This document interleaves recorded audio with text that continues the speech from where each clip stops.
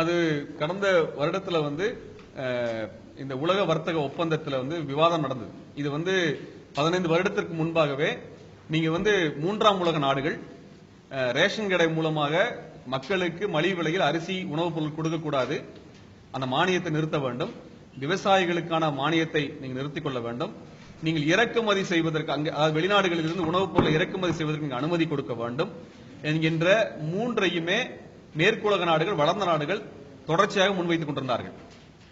இதை இந்திய அரசும் உலகத்தில் இருக்கிற மூன்றாம் உலக நாடுகள் அனைத்தும் சேர்ந்து எதிர்த்து வந்திருந்தார்கள். இதுதான் கிட்டத்தட்ட 15-20 வருடங்களாக நடந்த விவாதம்.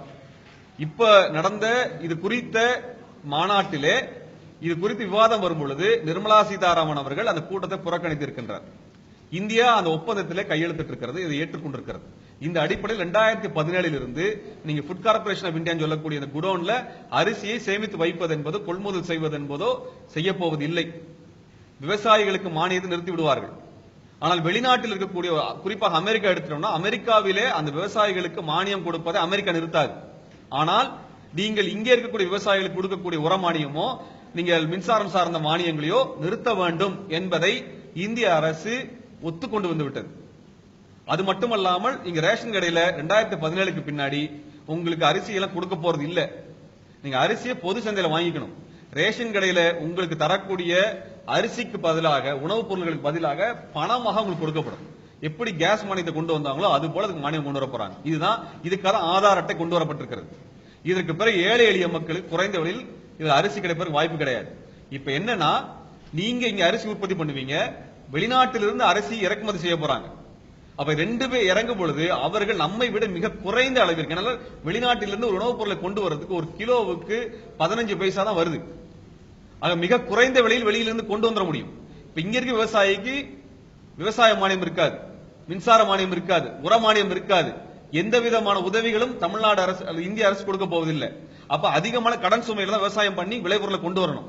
அதை இந்த அரசு கொள்முதல் செய்யாது, வெளிநாட்டிலிருந்து இறக்குமதி பண்ணி மொத்தம் விற்பாங்க. அப்ப இங்க இருக்கிற விவசாயிகள் தற்கொலை செய்து கொள்ளக்கூடிய சூழலை மோடி அரசாங்கம் கொண்டு வந்திருக்கிறது. இது மோடி அரசாங்கத்தின் மீதான குற்றச்சாட்டு மட்டுமல்ல, இங்க பிரதான கட்சியாக இருந்த காங்கிரஸ் இதை குறித்து பேசவில்லை. பாராளுமன்றத்தில் 3வது பெரிய கட்சியாக இருக்கக்கூடிய அதிமுக இது குறித்து எதுவும் பேசவில்லை. இப்பொழுதும் அவங்க சொல்றாங்க உங்களுக்கு 20 கிலோ அரிசி தரப்போறோம், 30 கிலோ அரிசி தரப்போறோம், 100 கிலோ அரிசி தரப்போறோம் சொல்றதெல்லாம் பொய். அந்த சட்டம் கொண்டு வரப்பட்டிருக்கிறது, அதை எதிர்த்து இவர்கள் பேசவில்லை, திமுகவும் பேசவில்லை. கட்சி அறிக்கையில் எங்கேயுமே இது குறித்தான இந்த உலக வர்த்தக சபையில கையெழுத்து போட்டதை பத்தி இதுவரைக்கும் பத்திரிகையாளர்களே சொல்லப்பட்டதில்லை. மிக ரகசியமாக மூடி மறைக்கப்பட்டிருக்கிறது, மிக ரகசியமாக மறைக்கப்பட்டிருக்கிறது. இவங்க பொது விநியோகத்தை முற்றிலுமாக மூட போகிறார்கள். இதைத்தான் நாங்க மிகப்பெரிய ஒரு ஆபத்தாக, ஏன்னா இதில் இருந்து உங்களுடைய விவசாயிகள், நெசவாளிகள் அனைவருடைய வாழ்வாதாரம் முடிக்கப்பட்டுவிடும், ஏழை எளிய மக்கள்.